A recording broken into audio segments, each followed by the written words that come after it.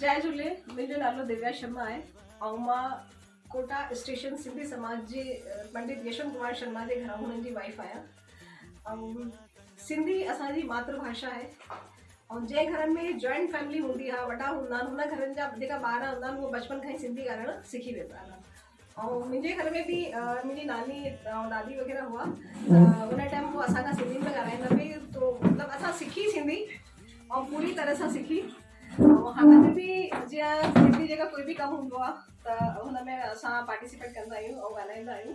मां DS welfare society जी chairman ऐं जेका मुंहिंजे समाज जा जेका ॿार आहिनि या महिलाऊं आहिनि उहो बि लॻभॻि असां कॾहिं बि मिलंदा आहियूं त थोरो सिंधी में असांजो वार्तालाप थींदो आहे। ऐं मां सभिनी जेका ॿार महिला आहिनि उन्हनि खे मां सिर्फ़ु इहे चवणु चाहींदी आहियां कि जेका बि पंहिंजे घर में जॉइंट परिवार आहे, घटि में घटि अगरि पाण अलॻि बि रहूं था, जेके पाण सिंधी में चवंदा आहियूं कि असां धार रहूं था, त मां ईअं एतिरो ई उन्हनि खे निवेदन कंदमि कि घटि में घटि उन्हनि नंढे ॿारनि खे या पंहिंजे जेके छोकिरियूं आहिनि हुननि खे कलाकु ॾेढ कलाकु मतिलबु ॾाॾी नानियुनि सां बिल्कुलु वेहनि, वॾी पंहिंजी मम्मी सां वेहनि ऐं उन्हनि खां कलाकु ॾेढ कलाकु जेको बि घर जो कमु हुजे उहो सिंधी में ई जो आहे वार्तालाप करे उन्हनि खे ॿुधाए। जय झूले। जय श्री झूलेलाल। मां लक्ष्मी कुंदानी कोटा मां आहियां। असीं सभु हिते ॾिसो विश्व सिंधी सेवा संगम जे तत्वाधान में हिकु नंढड़े से अॼु विश्व भाषा दिवस ते सिंधीअ लाइ बसि मां इहा ई ॼाण ॾींदमि, अवां सभी मिली करे पंहिंजी सिंधी मातृभाषा खे अॻियां वधायो। सभु NCPCL जा सिंधीअ जा कोर्स जॉइन कयो ऐं पंहिंजे विश्व सिंधी में जुड़ी करे अॻियां खां अॻियां पंहिंजी मातृभाषा खे वधायो, मातृभाषा खे न भुलायो। जय श्री झूलेलाल। जय झूले। मुंहिंजो नालो ललिता मंगियानी आहे। मां सिंधी आहियां। मूंखे सिंधी चवण ते गर्व आहे।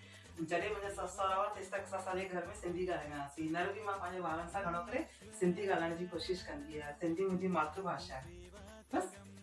मुंहिंजो नालो पूनम मंगियानी आहे। मां हाणे शादी करे आई आहियां। पोइ मुंहिंजे ससु सहुरे सां मां सिंधी ॻाल्हाईंदी हुअमि। पोइ मुंहिंजी गुड़िया थी, मां गुड़िया खां बि सिंधी ॻाल्हाईंदी आहियां। जय झूले।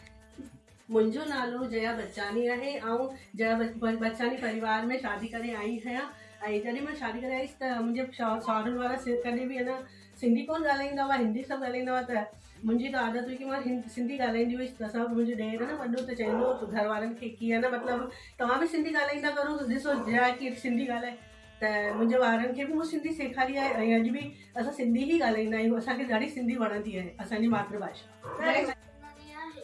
मां 5वीं कक्षा में पढ़ंदो आहियां।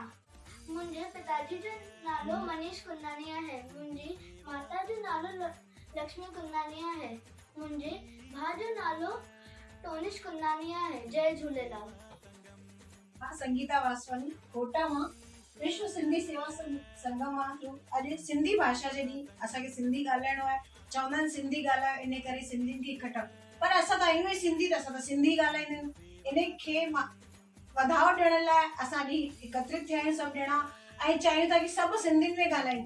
जीअं सिंधी अबाणी ॿोली, मिठड़ी अबाणी ॿोली, सिंधी अबाणी ॿोली, मिठड़ी अबाणी ॿोली, सिंधी अबाणी ॿोली। जय झूलेलाल। बच्चानी आहे। मां सिंधी समाज से जुड़ी आहियां, जिनजो नालो आहे विश्व सिंधी सेवा संगम, है ना। और मुंहिंजो पिता जो नालो आहे पुरुषोत्तम बच्चानी। मांजी माता जो नालो आहे जया बच्चानी। और मुंहिंजो भाई जो नालो आहे आनंद बच्चानी।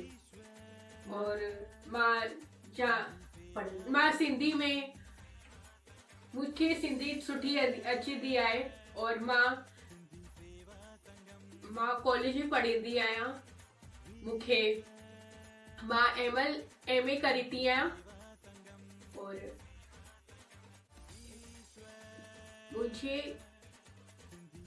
मुंहिंजो नालो दिव्या आहे। मां कक्षा 11 में पढ़ंदी आहियां। मुंहिंजी नानी सिंधी सेखारींदी हुई। मुंहिंजी माणे हाणे न सिंधी मूंखे बि सेखारींदी है। जय झूले।